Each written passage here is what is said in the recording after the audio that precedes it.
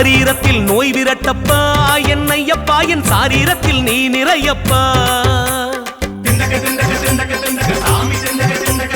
கன்னித்தமிழ் இனிக்கும் மொழியையா வருகிற கன்னிச்சாமிய கணக்கில் வையையா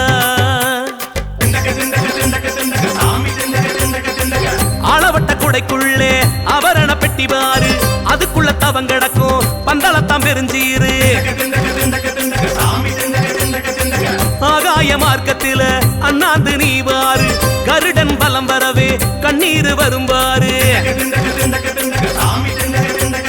படிப்படியாய் ஏறி போகவே நம்மை உருப்படியாய் மாற்றி விட்டானே